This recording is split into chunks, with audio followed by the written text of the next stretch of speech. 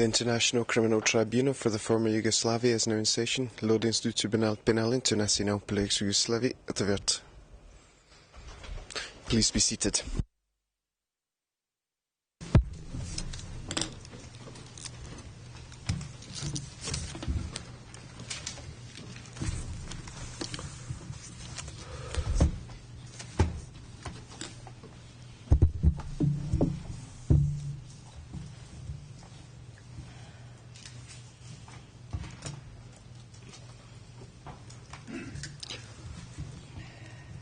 L'audience est ouverte. The court is in session. Registrar, can you kindly call the case, please? Thank you and good afternoon, Your Honors. This is case number IT0367T, the prosecutor versus Vojislav Šešelj. Merci. Thank you, Registrar. Today is Wednesday, the 7th of March 2012. I would like to greet all the people present in the courtroom, including the representatives of the OTP that shall complete their closing arguments today. I would like to greet the accused present in the courtroom as well as all the people assisting us. Yesterday, as you know, at some point in time, we had a problem which related to a translation issue. The trial chamber asked to have a report on the matter. The report was sent by the head of CLSS. It turns out that after having read and heard the audio tape in BCS, the interpreter, in the language of the accused, did say on page 17,237, line 9 to 12, Blagojevic and Šešelj's men. The interpreter, therefore, did say Šešelj's men in the language of the accused and not Mr. Šešelj. You must have misheard Mr. Šešelj. Maybe there was some interference in your microphone, but the interpreter did interpret the words of the prosecutor correctly.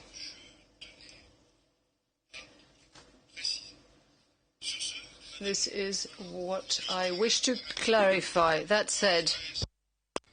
And what about checking the verse, the song? Ceci est en... This is ongoing. We shall get a report towards the end of the week. Seemingly, according to the information we have obtained, there was a problem concerning what was said, because the audio tape may not match the words uttered by the soldiers we saw on the pictures, saluting and marching. We will get back to you on this issue at the beginning of next week. I'm awaiting the report at the moment. So much on this issue for today. Madam Prosecutor. Thank you, Your Honors. Good afternoon. Yesterday, we were discussing the participation of Voivoda Vasilije Vidović, a.k.a. Vasque, in the battlefields of Iliash and Bogosha in the greater Sarajevo area. Rajko Jankovic's VRS unit worked together with Voivoda Vasque and his Šešeljevci. During one of these joint operations in Crna Iliash, Vasque killed a non-Serb civilian, as witness Sejdić testified. The evidence also proves beyond a reasonable doubt that Voivoda Vasque took part in the destruction of religious property after the takeover of Iliash and Bogosha. VS 1055 testified that Vasque damaged or destroyed mosques and churches in Iliash municipality during the course of 1992, including those in Iliash, Lieševo, Misoča, and Visoca. The accused claims that the Al-Iliash Mosque was destroyed at the end of 1992, while Vasque was in Nisic. This claim is contradicted by the evidence on the record. Witness Jafic, in Exhibit P840, describes how in June 1992 he heard the explosion that destroyed the Star Iliash Mosque, and later heard Vasquez Šešeljevci recounting how they had destroyed the mosque. Similarly, Exhibit P1045 confirms that the mosques in Misocha were destroyed in June 1992. With regards to Bogosha municipality, witness Sejdic testified at transcript 8282 that Vasque destroyed the mosque in Zvrake. The accused attempts to confuse the witness were not persuasive and should be dismissed. Voivoda Nikola Poplashen was also active in Bogosha, and throughout the second half of 1992, he was directly involved in the forced labor and exchange of non-Serbs as specified in Exhibit P975 and in paragraphs 408 through 410 of the prosecution's closing brief. Despite the accused claims to the contrary, the evidence proves beyond a reasonable doubt that Poplashen's link to the SRS and to the accused was firmly established already in early 1992. In the order promoting Poplashen to Voivoda, which is Exhibit P218, the accused confirmed that Poplashen, quote, as of May 1992, he has been performing the duties of the president of the Serbian Radical Party for Republika Srpska, end quote. The accused confirmed this again in September 1992 in Exhibit P1205, stating that an SRS branch had already been established in Republika Srpska and Nikola Poplashen was its president. As the accused admitted, another one of his voivodas, Slavko Aleksic, was in Grbavica, Novo Sarajevo. In Exhibit P1102, Aleksic admitted arriving at the Jewish cemetery on the 21st of April 1992, and together with his Šešeljevci, they were, quote, clearing Grbavica, end quote. He soon controlled the area of what he defined as Serbian Grbavica, which he explained was one of the most difficult sections of the Serb defense lines, fiercely attacked by the army of BiH because, quote, they knew that if they broke through the lines of the defense at the Jewish cemetery, Grbavica would also fall, and Lukavica and everything else, end quote. Soon, he gathered around him about 100 Šešeljevci, volunteers from Serbia, but also from other countries, as shown in Exhibit P256, summarizing the role of Aleksic and his link to the accused.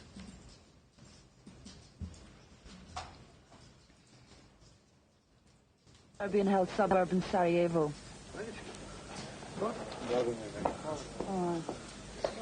Nice to meet you. The militia attracts volunteers from all over the world. Where are you from? New York. You're from New York? Yes. Uh-huh. How long have you been here?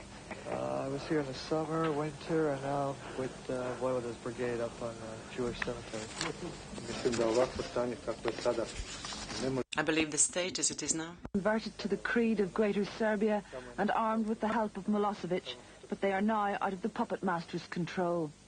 Our great Vojvoda leader said that, first of all, Grbavica is ours, and Sarajevo will be ours. Our church is there and will be ours again. We lost a lot of lives, a lot of Serbian lives. And that's why we're never going to give it up. Who represents your political leadership? Who gave him this authority here? Again, Šešelj, which is a great man from the radical side, and gave the rank, Vojvoda, to Slavko Aleksic. And when you say he's the real defender, what do you mean? The guys in Lukovica say they're the defenders. No way. I mean, once you see the people, when they see Voivoda, I mean, the tears come down. Children run to him. I mean, these people just count on him. They count on Voivoda, and he's protecting this side so far, and he'll be protecting that side. And what's he fighting for? Great Serbia, of course, and Sarajevo first. And do you feel you're backed in this by President Milosevic? That's a whole different story. Me, I like the guy. You know, to me, he's a Chetnik. You know, and people might say he's communist or whatever, but he kind of defended us too from the start. Thank you very much.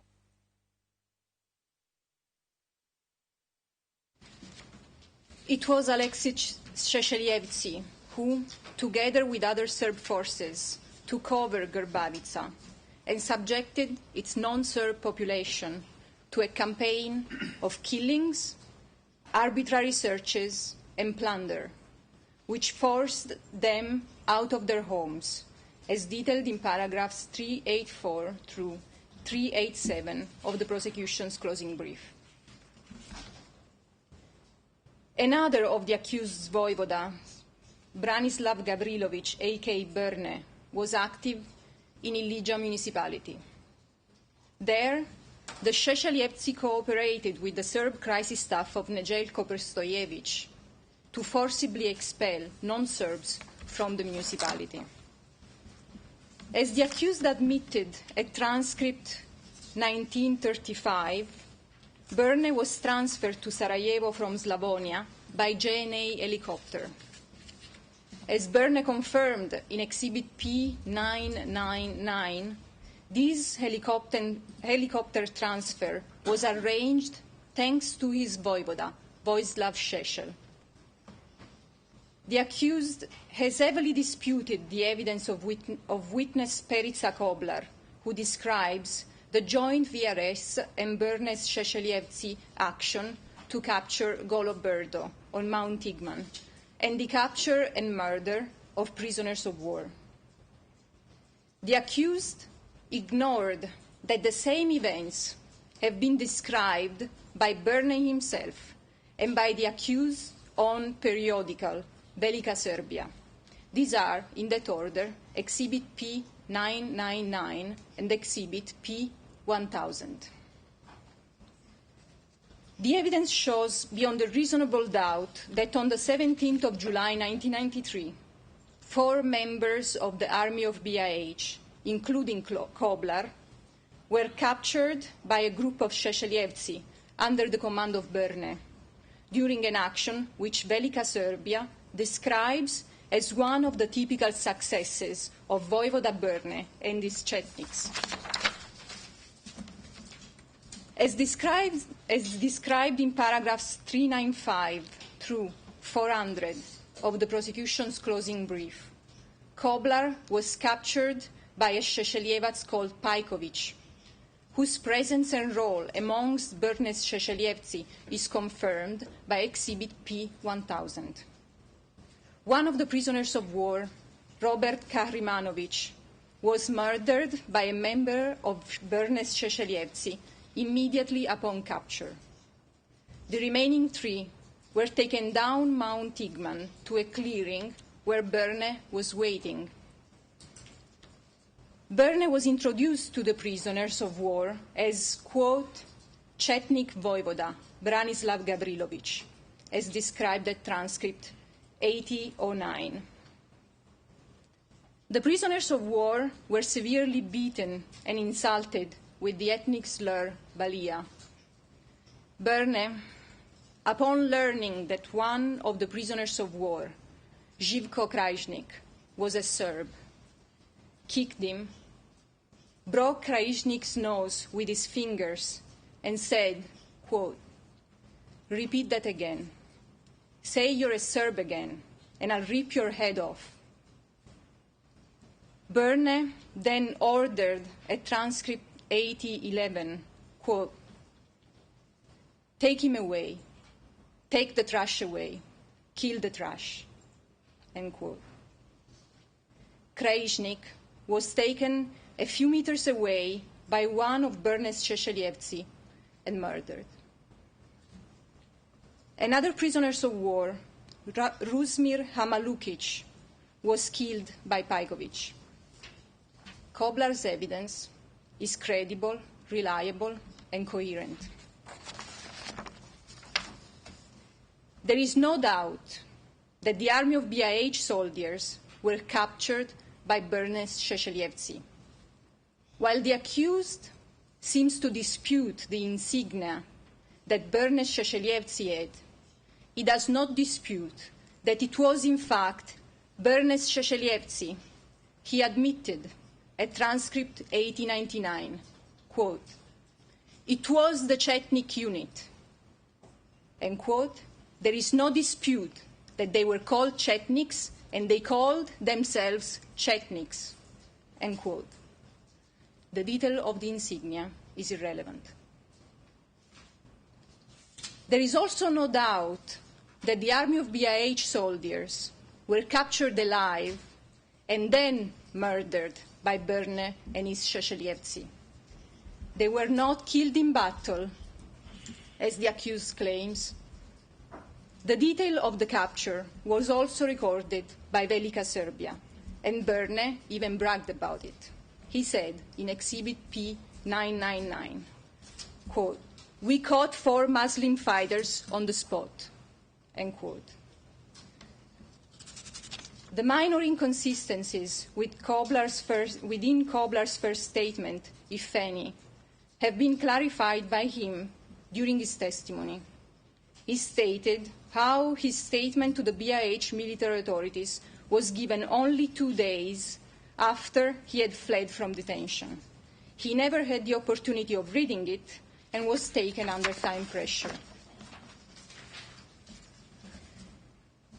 In conclusion, the evidence proves beyond a reasonable doubt that the crimes charged in relation to Greater Sarajevo were committed by members of the Serb forces, including Šešeljevci. These crimes were an integral part of the common plan to ethnically cleanse Serb-targeted territories in BIH of its non-Serb population and create Serb-controlled areas. I will now give the floor to Mr. Traldi, who will describe how the same pattern of crimes repeated in Mostar and Nevesinje. Bien, merci, Madame. Thank you, Madam Prosecutor.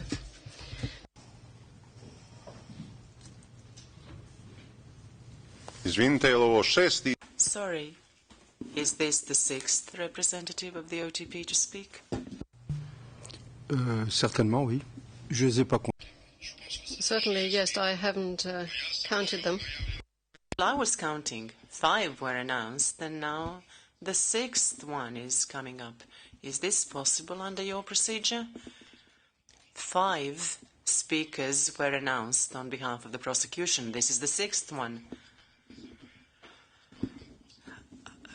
Mr. Markusen, Mrs. Jodice, and others have already spoken. Šešelj, you are a well-reputed professor of law, and that the public prosecution cannot be separated. There's a chief prosecutor, and then there are trial attorneys, senior trial attorneys. When I have time, I listen to the other cases, and sometimes in the Karadzic case, I see new faces, new attorneys, senior trial attorneys, who come in to lead a number of witnesses. And that is perfectly understandable, unless, of course, they have your intellectual capabilities, which, of course, is very difficult. So I think the job has to be divided up, and that is why there are several people working for the office of the prosecutor. Welcome, Mr. Traldi. I shall give you the floor now. Mr. Antonetti, I have to tell you this too. Remember my objection from the beginning when I said 5 were not enough. Then you shut me up. And now it turns out that 5 is really not enough. I'm not only the most renowned professor of law, but I also make very good estimates, almost as a clairvoyant. The prosecution had the duty to announce at the beginning who would be representing the prosecution in closing arguments. He announced 5, and now he should apologize. He should have apologized today, saying 5 of us were not enough, so I brought the 6th. And I know that as a most renowned professor of law, indeed. Mr. Markison? On va continuer par... Let's resume, because that is a point of detail. Mr. Prosecutor, you have the floor. Thank you, Your Honors, and good afternoon. I believe if you check the transcript, Mr. Markison said there would be 5 in addition to himself and named all 5 of us. The crimes charged in Mostar and Nevesinje were part of the joint criminal enterprise. JCE members, including the accused, targeted the region and deployed forces under their control, while those implementing the JCE on the ground created or took control over local instruments of power. When the conflict reached eastern Herzegovina, joint Serb forces, including Šešelj, fought under JNA, TO, and VRS officers. Witnesses clearly and repeatedly identified members of those same joint Serb forces, including Šešelj, as physical perpetrators of the crimes in the area. Since the crimes were part of the JCE and the perpetrators were part of Serb forces on the ground and subordinated to JCE members, the accused is responsible as a member of the JCE.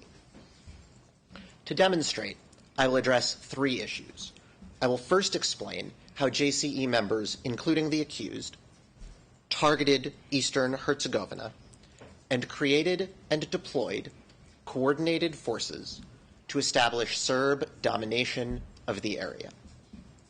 I will then describe the campaign of destruction and murder those forces carried out in Mostar.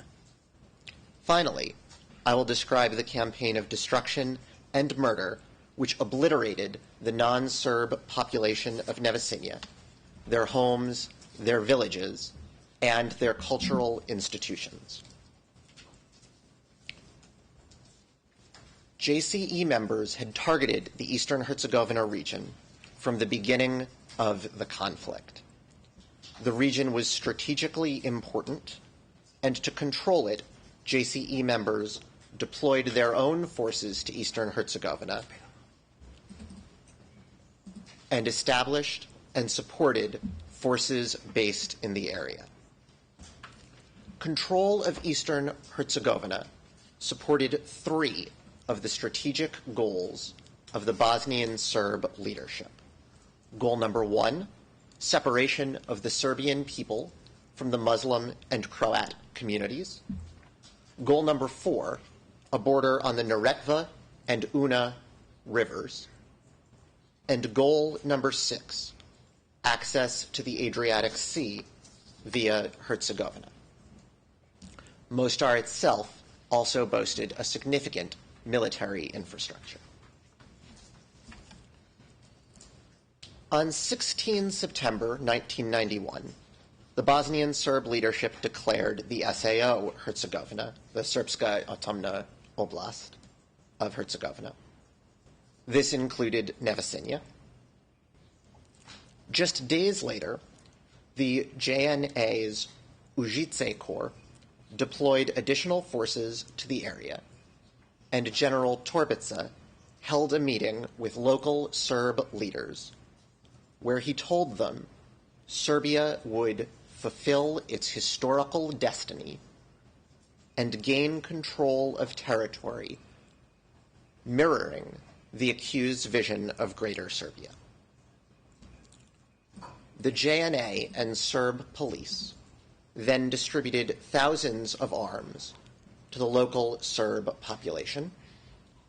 These arms were first used, often, in the combat in Croatia, but once conflict began in Bosnia, the same arms supported the implementation of the JCE in eastern Herzegovina.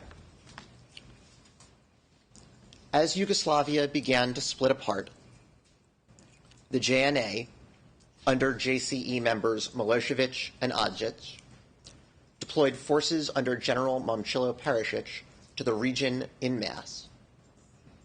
The Red Berets, under JCE members Stanisic and Samatovic, established a training camp in nearby Trebinia for police special operations units, and at least one special operations unit from the Trebinia police was deployed to the war in Croatia.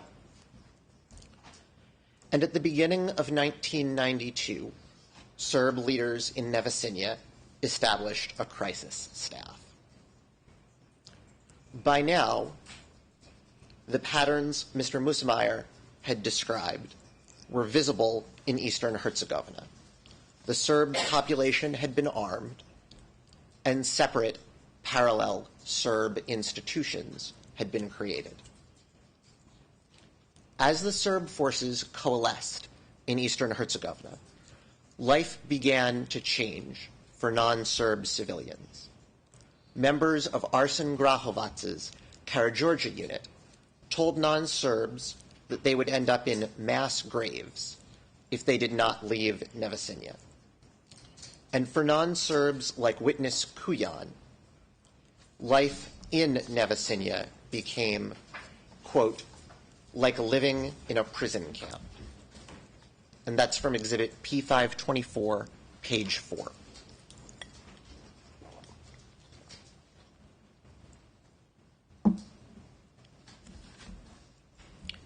The accused himself made an enormous contribution to the campaign in eastern Herzegovina. He had begun targeting the region in early 1991, meeting with Chetnik commanders and establishing cooperation with local Serb leaders, including Karađorđe unit commander Grahovac and local SDS leader Božidar Vučerović. The accused went to the region in fall 1991, visiting Nevesinje, Gatsko, Trebinia, and Beleca, as well as traveling to the ethnically cleansed town of Konavla, Croatia, with Vučerović. Your honors can see this, for instance, in exhibits P1162 and P1394.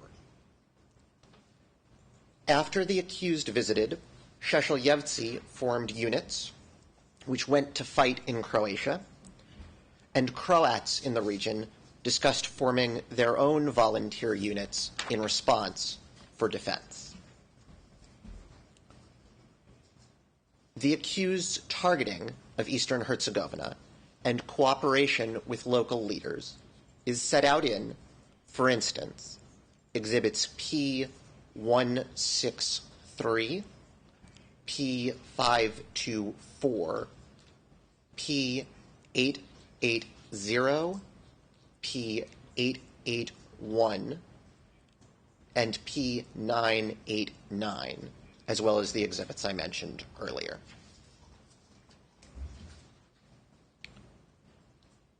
As Serb takeovers began in BIH, the accused publicly announced he would visit eastern Herzegovina again in exhibits P685 and P1296.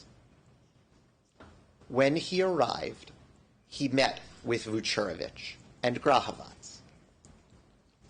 This visit is discussed in exhibit P524. Like other local Serb leaders across BIH and Croatia, Vučerović asked the accused for additional manpower to support Serb forces. The accused's voivode, Vakic, describes this in Velika Serbia in exhibit P55.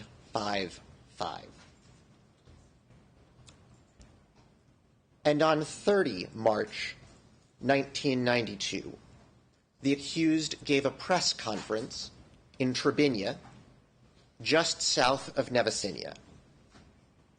he called upon Bosnian Serbs to, quote, act through their own authorities in their territories to complete what he called the liberation of their territories with the help of the territorial defense and Serbian volunteers, whom we can send whenever this is necessary. We will start sending these volunteers to Herzegovina in the very near future. And that's from Exhibit P1109, page 1. In his brief, the accused attacks witness Kuyan for testifying that the accused was present in Nevesinje in early 1992. But as this evidence shows, the accused did visit Eastern Herzegovina in March 1992, where he called for further conflict and promised to send Šešelj to the region. When he returned to Belgrade, the accused called for Serb forces to seize, quote, the whole Neretva River Valley. That's from Exhibit P1262, page 14.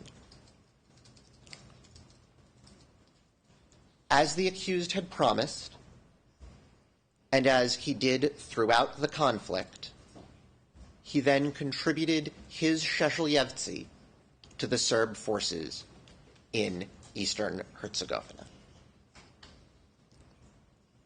On 8 April 1992, the Ministry for Serbs Outside Serbia requested 3 buses to transport what they called refugees from Belgrade to areas of Eastern Herzegovina, including Nevesinje.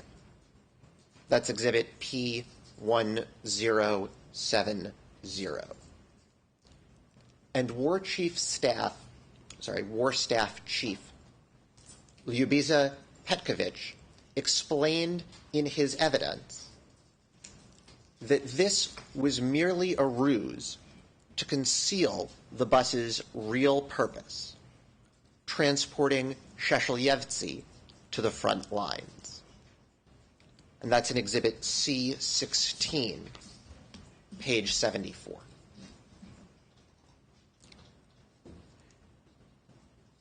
The accused deployed hundreds of other Šešelj to Eastern Herzegovina, where 5 of his voivodas led Šešelj into battle.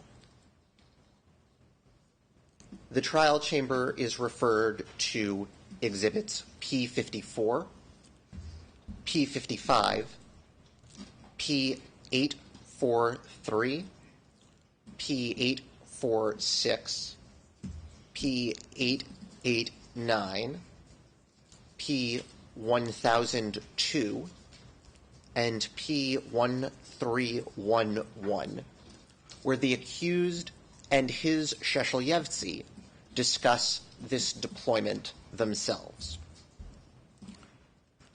Official records of Serb forces and both Serb and Bosnian police show Šešelj in the region in, for instance, Exhibits P29, P891, P1008, and P1162.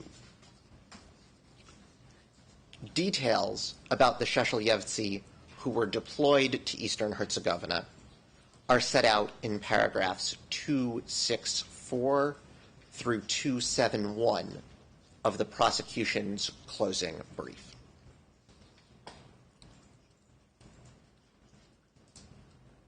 The accused's own wartime statements corroborate this evidence and show his men remained in Eastern Herzegovina at the time of the crimes charged in his indictment. Exhibit P218, in which the accused declared many of his men to be voivodas, shows that Voivoda Tripkovic was still fighting in Mostar on 14 June 1992, and that Voivoda Barrett remained in the area until 31 July 1992, after the massacres at Ubarak and Sutina, which I will discuss in due course. Other Šešeljevci remained in nearby eastern Herzegovina, easily close enough to Mostar and Nevesinje to fight and commit crimes there, until well after the crimes charged in the indictment had been committed. In another order declaring his men to be voivodas, the accused stated in Exhibit P217 that Voivoda Vakic fought in Herzegovina in both May and June of 1992, that Voivoda Radovan Radovic fought in the Neretva Valley and Nevesinje in both 1992 and 1993, and that Voivoda Nedielko Vidjakovic also commanded a Šešeljevci unit from Trebinje, which fought in the region. And exhibits C10 and P891 confirm that large groups of Šešeljevci were in eastern Herzegovina until months after the crimes charged in this case.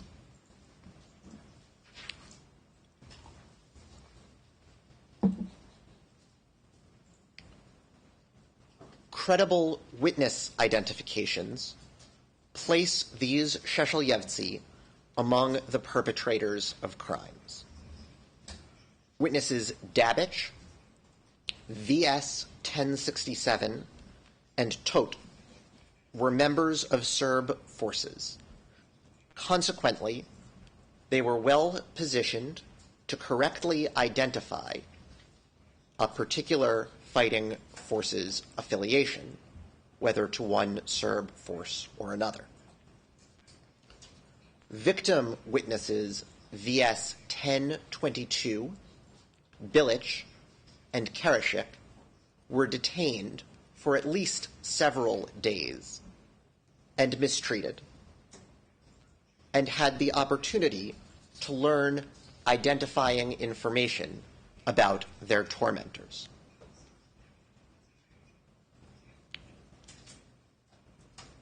And indeed, civilians in eastern Herzegovina knew to fear the Šešeljevci. As witness Stoparic testified, when his Šešeljevci unit went through villages, non-Serb civilians would flee. Despite the Šešeljevci's crimes, when forces were needed in eastern Herzegovina, even in 1993, Slobodan Milošević continued to personally call on the accused, and the accused provided thousands of additional volunteers. He himself declared that he sent Šešeljevci to areas right near Mostar at Milosevic's behest, long after he now claims his Šešeljevci had left the region. That's in Exhibit P644, page 17.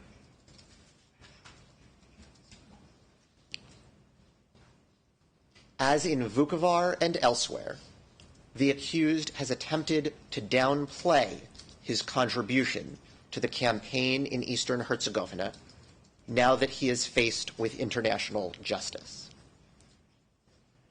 He argues that Šešeljevci left the Mostar area around 19 May 1992, before the massacres at Uberak and Sutina,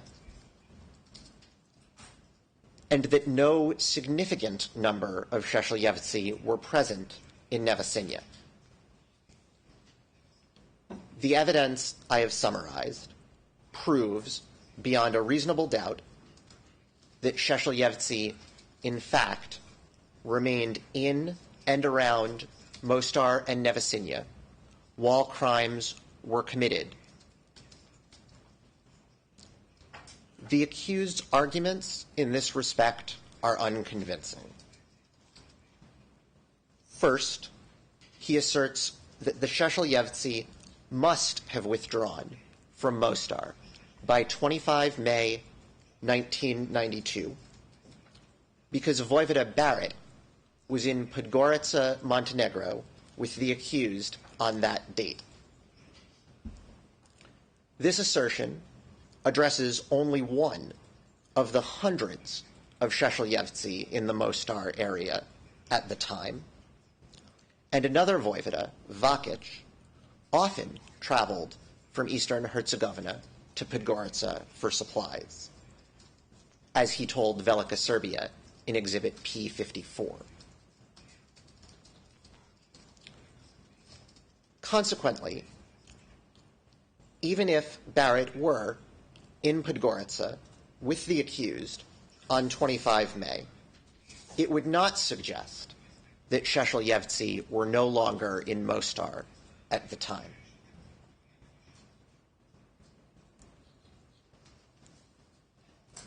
Next, the accused attempts to cast doubt on the identifications of his men.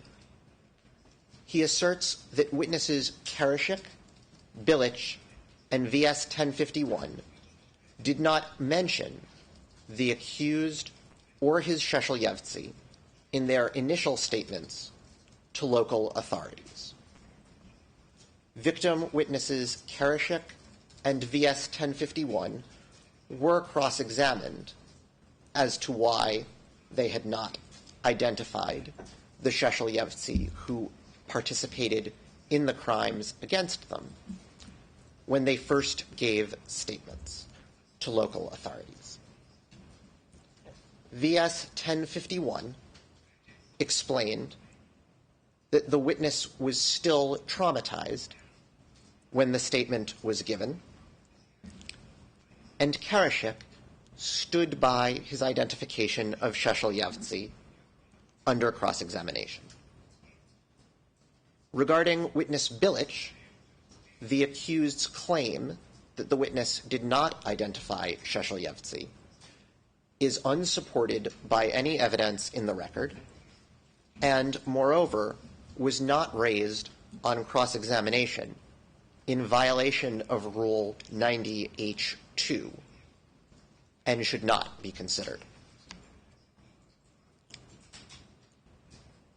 The accused further argues that witnesses Dabic, VS 1022, and VS 1067 offered only hearsay testimony about Šešeljevci. Those witnesses' evidence is admissible before this tribunal and well corroborated. In this regard, the Chamber should consider particularly Exhibits P887, P889, P891, and P1162, along, of course, with the witness's own evidence. The accused also asserts that witnesses Kuyan and VS 1068 were mistaken in identifying his men as perpetrators, but provides no support for this proposition. and he ignores witness Zoran Tot, his own volunteer, who gave evidence that Šešeljevci participated in crimes, including the wanton destruction of Mostar. Finally, the accused denies witness evidence that his Šešeljevci were present at Barachko Jezero, which I will come to later, even though Vojvoda Vakic informed the Serbian Assembly in 1993 that a Šešeljevci commander had in fact been killed in Barachko Jezero. And that's in Exhibit P889, page 19. Despite the accused's denials, it is clear that he and his Šešeljevci made a significant and substantial contribution to the persecutorial campaign in Eastern Herzegovina and to the field of operations in which the crimes were committed. As I will next explain, the accused is also linked to the combined Serb forces in Eastern Herzegovina by his contribution to their campaign.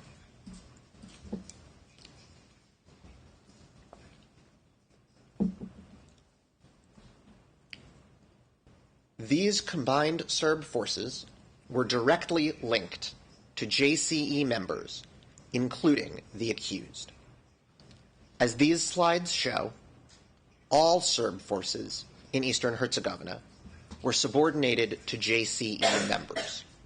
Thus, the JCE members, including the accused, are jointly responsible for their crimes. As this first slide reflects, Serb forces in Eastern Herzegovina were initially subordinated to the JNA under General Perisic, which was subordinated to JCE members Blagoje Adzic and Slobodan Milosevic. After the JNA withdrew, Serb forces in the area were led by the VRS Herzegovina Corps, which was under the control of JCE members Ratko Mladic and Radovan Karadzic. Šešeljevci in the region were subordinated to the official Serb armies. The accused himself discusses this in his Milosevic testimony and in Exhibit P1002, as were Savic and his police, the Red Berets, the Karađorđe unit, and local Serb forces such as the TO. When members of those forces committed crimes within the common purpose of the JCE, those crimes were attributable to the JNA or VRS commands and thus linked to Milosevic, Karadzic, Adzic, Mladic, and the other JCE members, including the accused. As the second slide will reflect, many of the Serb forces in Eastern Herzegovina were also part of hierarchical structures linked to other JCE members. As reflected here, Šešeljevci were members of a hierarchical structure headed by the accused. Savic and his police, as well as the local Serb TO, were part of structures headed by JCE member Radovan Karadzic. The Red Berets were part of a structure headed by JCE members Stanisic and Samanovic. Relevant evidence is set forth on the slide, including exhibits P410 and P1033, and adjudicated fact 193 from this Chamber's 10 December 2007 decision. Relevant evidence is also summarized in the section of our closing brief discussing the structure of the accused's political and paramilitary organizations.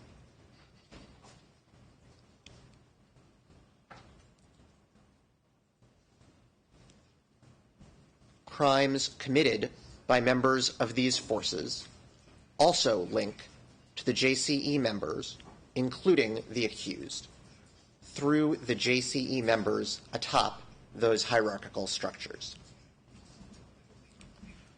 The accused offers two arguments relevant to the linkage between Serb forces and JCE members in his brief. First, he argues that this tribunal has not previously convicted a commander or a physical perpetrator for the crimes in Mostar, and he thus cannot be held responsible as a member of the JCE. This is mistaken. There is no legal requirement that a physical or intermediate perpetrator must have been convicted for JCE liability to attach. Second, the accused argues that he cannot be held responsible for the crimes in Eastern Herzegovina because the perpetrators were local Serbs. This is mistaken. What the evidence shows is that members of Serb forces in Eastern Herzegovina, including local Serbs who fought in those forces, are linked to JCE members in two ways. They are duly linked to the JNA or VRS and to the JCE members leading their own hierarchical structures. The JCE members are thus jointly criminally responsible for crimes committed by members of Serb forces in the region, no matter to which specific force a specific perpetrator belonged. For that principle, this chamber can refer to, for instance, the Berjanin appeal judgment, paragraphs 409 and 413. With the linkage between the accused and the various Serb forces in Eastern Herzegovina in mind, I'll turn to the conflict and crimes in Mostar. Conflict began in BIH at the end of March 1992. On 2 April, the accused called for Serb forces to, quote, seize the entire Neretva Valley and ensure, quote, a link between Eastern Herzegovina, Romania, and Osran. That's from Exhibit P1262, pages 14 and 15. Days later, conflict engulfed Mostar. The SDS ordered Serbs to leave, and Serb forces shelled the city ruthlessly. Civilians were killed, including a Croat beaten and murdered by Šešeljevci and JNA troops. Šešeljevci arrived in nearby Buna and Bielushina, from whence they destroyed and looted villages such as Topla. One of the perpetrators was a Šešeljevac named Vranjanac. Vranjanac identified himself as a Šešeljevac to other members of Serb forces, and this is corroborated by exhibits P891 and P1051. The accused's attempt to distance himself from Vranjanac should be rejected. By the end of May, the east bank of the Neretva River had been ethnically cleansed of non-Serbs. in Mostar, non-Serb civilians fled to shelters to escape JNA shelling. Witnesses Bilic, Karashik, and VS 1068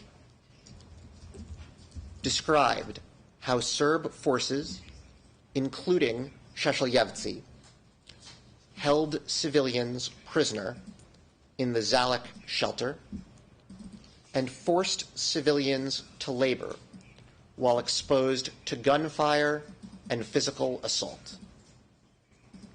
They described how detainees were sometimes taken to the JNA North camp and mistreated, and at least one detainee never returned. Serb fighters would tell detainees stories about murdering non-Serbs, and they would tell them the area would one day all be part of Greater Serbia. And they so terrorized the detainees that one witness testified, quote, "You couldn't even hear very well for all of the crying and screaming in the shelter."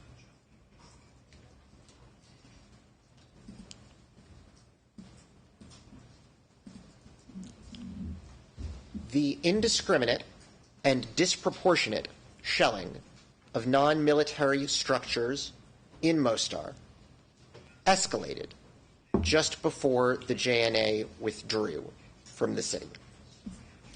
As exhibits P843 and P846 describe, General Perisic ordered Serb forces, including Šešelj, to shell Mostar with no specific targets.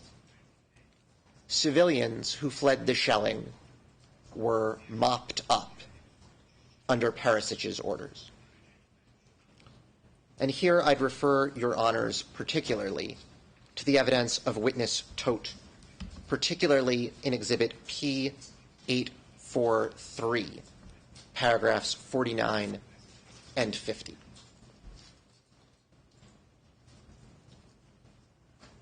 JCE member Ratko Mladic's notes reveal his awareness that Perisic was, quote, destroying Mostar. That's in exhibit P1344 at page 7. And the accused's voivode, Oliver Barrett, was present in JNA headquarters during the bombing, coordinating between the JNA and the Šešelj in Mostar.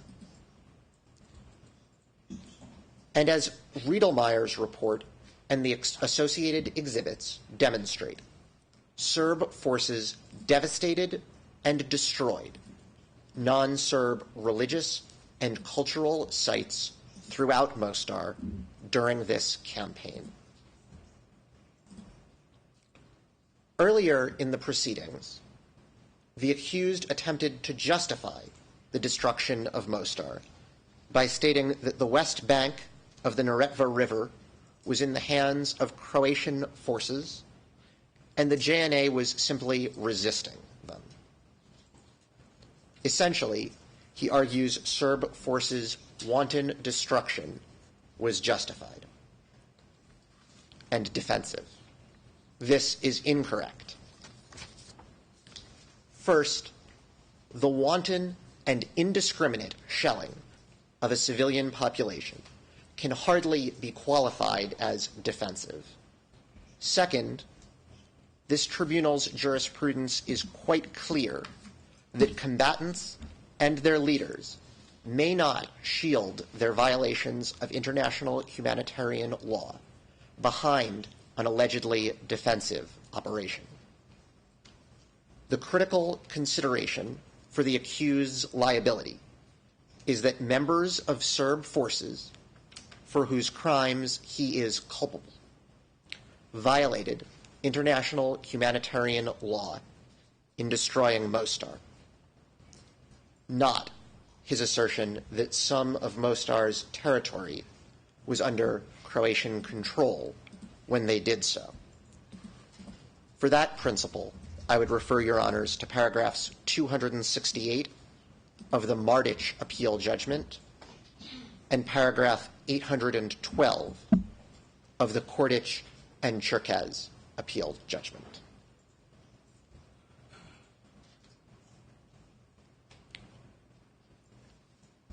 Conflict in the Mostar area. There's a very important correction. The interpreter is saying Mladic case, but it's in fact the Martic case. There is still no judgment in the Mladic case. You should avoid confusing the public. Correct. Exact. Correct.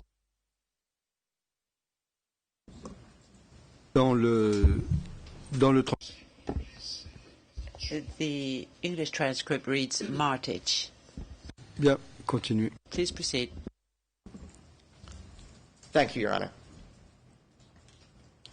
Conflict in the Mostar area continued after the JNA shelled and devastated the city, and then turned over its weapons to the VRS and officially withdrew from BIH. When Serb forces suffered casualties in a nearby operation, Zdravko Kandic, the Mostar TO commander, who had become a battalion commander in the VRS, ordered Serb forces to round up non-Serbs from East Mostar. Those Serb forces detained, abused, and eventually massacred non-Serbs in 3 nearby locations: Vrapčići Stadium, Uborak Junkyard, and Sutina Cemetery. We are now showing Exhibit P488, which you can see on your screens. That exhibit shows the Zalek shelter, the JNA North Camp, and Vrapčići, Uborak, and Sutina. In the bottom left-hand corner, you can see North Camp and the Zalek shelter, and you can see how a single main road from the shelter leads to Sutina, Vrapčići, and finally Uborak.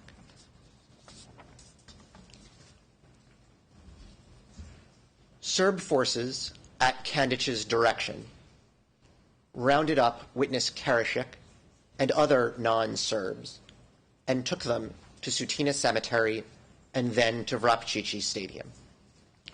Eventually, 90 people were held in the stadium in horrible conditions, including women and children. Karashik ate and drank only once in 6 days. He expected to die. Eventually, Karashik and others were taken out in a van, and the others were murdered by the side of the road. Serb forces, including Šešelj, took other non-Serbs to Uborak Junkyard and murdered them as well. Karashik was instead taken back to Sutina, where he was beaten, but eventually escaped. Chetniks rounded up other non-Serbs at a shelter in Zalek. They were taken to the Sutina Cemetery, brutally abused, then taken outside and murdered. Some were forced to assist in dumping murder victims in a mass grave.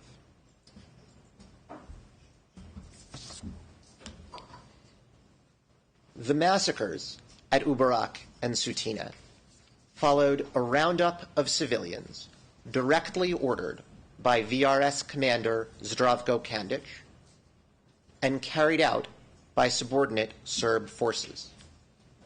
The organized nature of the massacre is evident. For instance, a member of the Serb forces stated when Karashik's group arrived at Sutina, "They're not for here. Take them to Vrapchichi." And that's from T8776. Kandic was subordinated to the Bosnian Serb leadership, including VRS commander Mladic. Witnesses identified perpetrators carrying out his operation from various Serb forces, including Šešeljevci and their local collaborators. All the perpetrators were subordinated to Kandic, carrying out his orders, and consequently linked to the VRS and the Bosnian Serb leadership, and through them linked to the other JCE members, including the accused.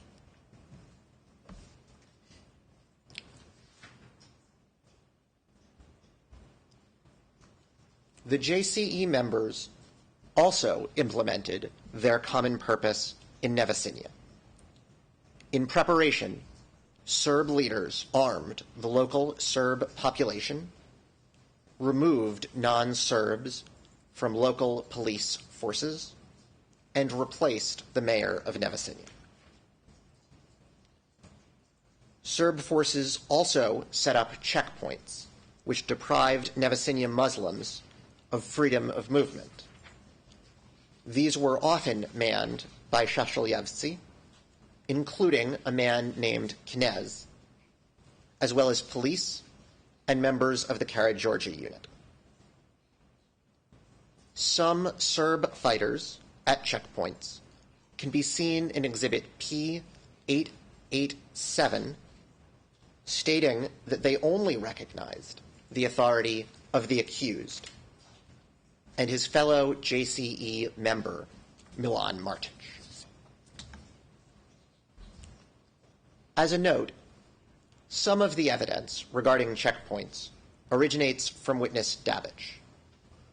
This witness's credibility is discussed in the argumentative annex to our closing brief, and I will not repeat this discussion every time we rely on his evidence. Regarding Šešeljevci's presence at checkpoints, however, I point out that the witness's evidence is corroborated by official documentation and video evidence.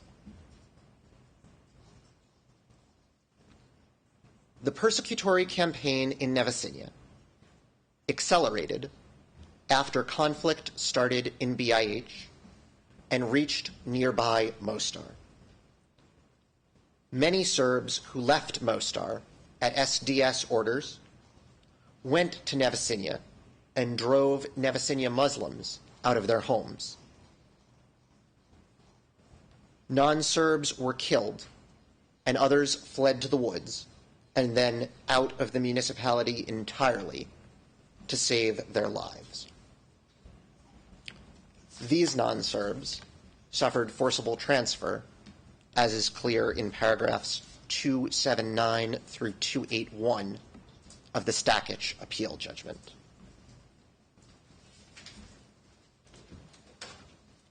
Earlier in these proceedings, the accused asked Your Honors, how could they, meaning Serb forces,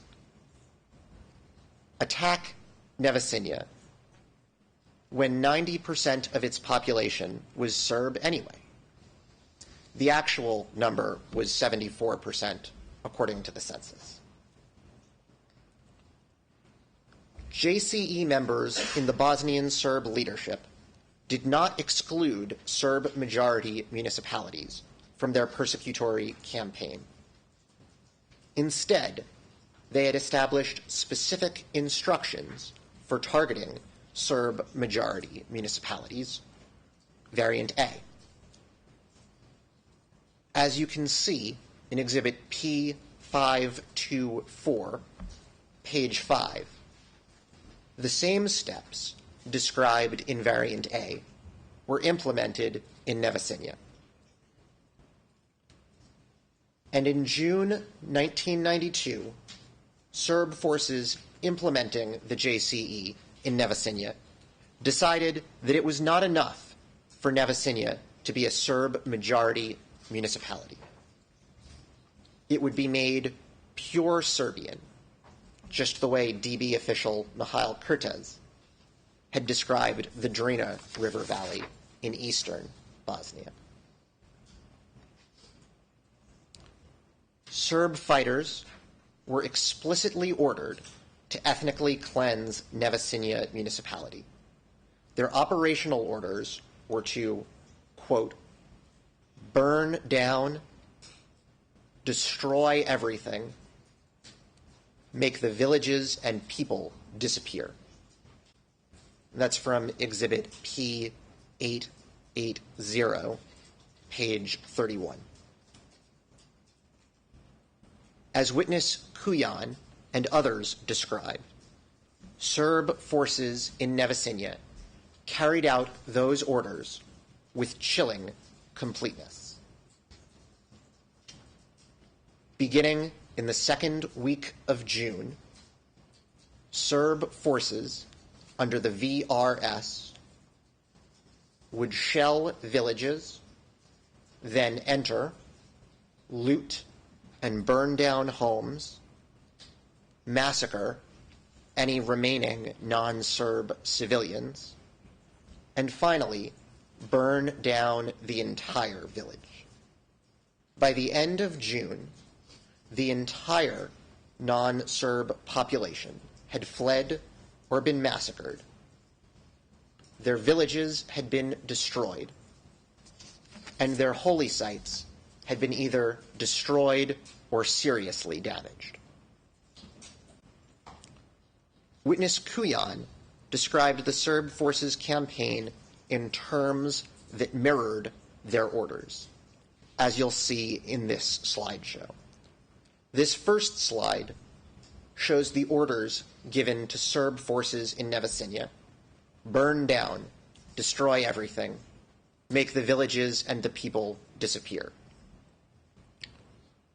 One of the most visible things to disappear was non-Serbs' holy and sacred places. Before the war, Nevesinja had one Catholic church, one Orthodox church, and 3 mosques. Today, only the Orthodox church remains. The other religious buildings have been leveled and turned into parking lots. You can see the old Nevesinja Catholic Church, which was completely destroyed by Šešelj under Vrnjanac, on this slide. The next slide shows witness Kujan's description of the JCE campaign. After describing the destruction of non-Serb religious institutions, he explains that Serb forces, quote, wanted to destroy everything that wasn't Serbian, and they did just that. That's from Exhibit P524, page 2. The third slide discusses the pattern of attacks. Witness Kujan stated, quote, the pattern of these attacks I witnessed was the same. There would be shelling first, then entering the villages, then burning down of some houses. The village would be cleared of people, and all movable property would be stolen from inside and outside the homes. Cars and any equipment would be taken away, and then the whole village would be burnt down. That's from Exhibit P524, page 6. And I would refer your honors for comparison to the description of Serb forces' tactics during their campaign in Croatia in Exhibit P412.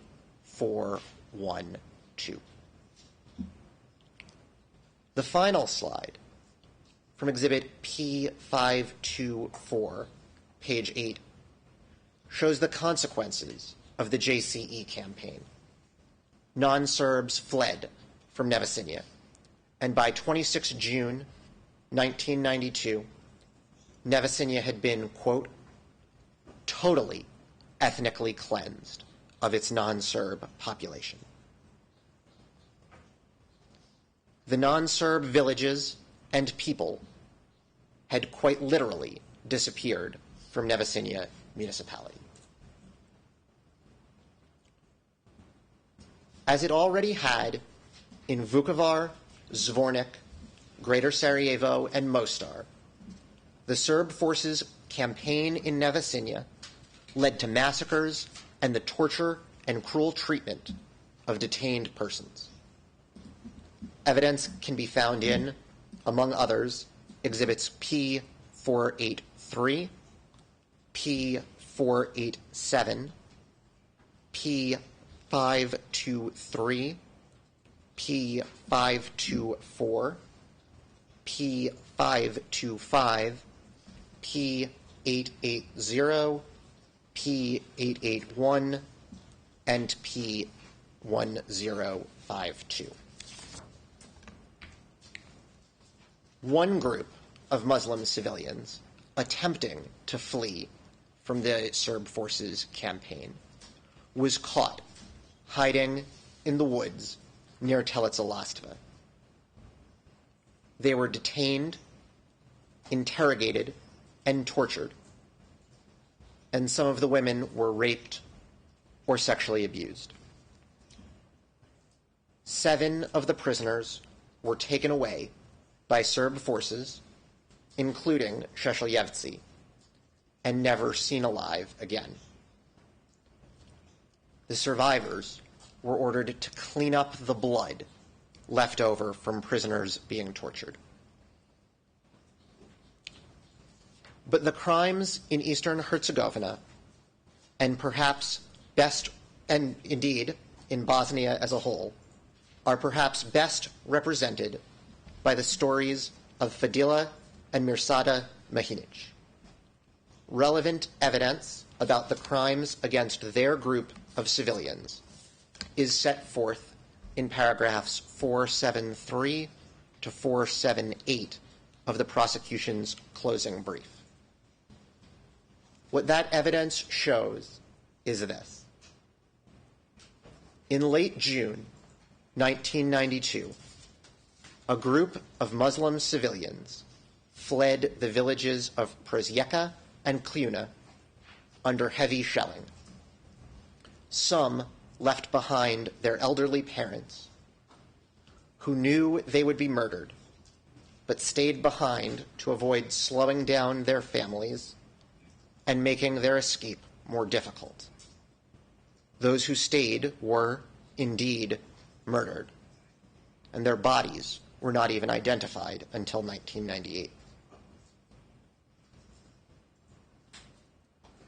The group that left, including the Mahiniches, were captured by Serb forces and held until VRS officer Zdravko Kandic arrived. While they were held, Serb forces and local Serbs taunted the group, saying, quote, "Fuck your Balia mothers. We'll kill you. We'll slaughter you." And told one woman, quote, "Shut up, you Balia, Bolinka. You are guilty of being a Muslim." After Kandic arrived and spoke to their captors, the men in the group were taken away and killed in the Dubravica pit. The women and children, including Habib and Farida Shipkovic and their 7-day-old baby, were held in the basement of the Kalabsi heating plant with no light and no food or water. They were abused by members of the Serb forces, one of whom identified the perpetrators as including Šešelj. The Mahiniches and a few other women were taken away to Bratsko Jezero, while the other members of their group were murdered. including the baby, who the evidence shows had not even lived long enough to have a name. 11 other victims named Mihinic were killed.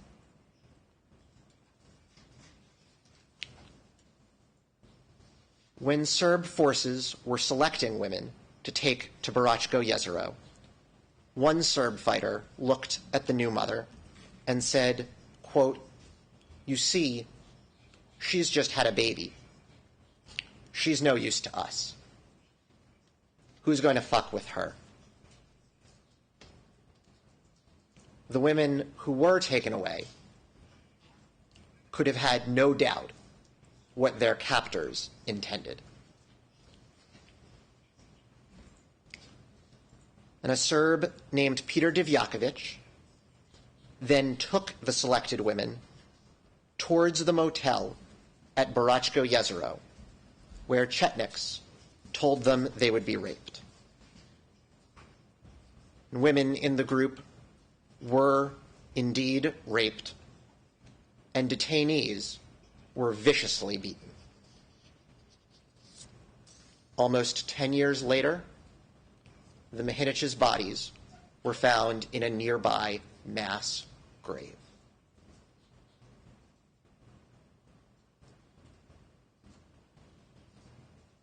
The Mihinic's story encompasses all of the counts charged in Nevesinje municipality. The villages of members of their group were wantonly destroyed, leaving them no choice but to flee,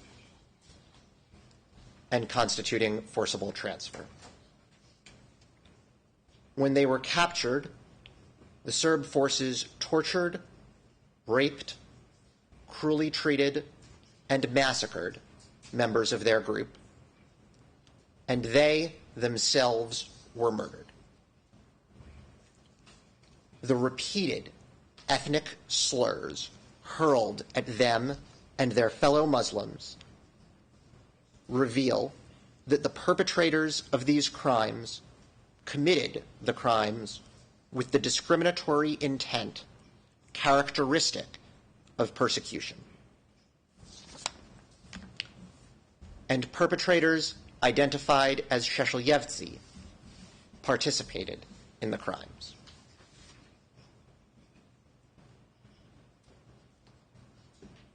These crimes, and the others in Mostar and Nevesinje, were an integral part of the common plan to ethnically cleanse Serb-targeted territories throughout BiH of their non-Serb populations and to create Serb-controlled areas.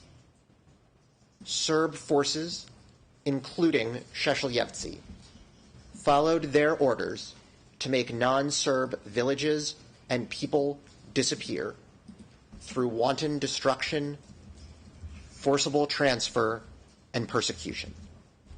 Non-Serbs who were tragically captured by Serb forces, like the Mihiniches and several of the witnesses in this case, were brutalized, tortured, and murdered in large numbers. Next, having discussed the crimes in Mostar and Nevesinje, Ms. Birse will next discuss how, as non-Serbs began to flee Nevesinje in May of 1992, the accused himself personally committed persecution and forcible transfer against the non-Serbs of Hrtkovci. Bien, merci, Monsieur le Procureur. Thank you, Mr. Prosecutor.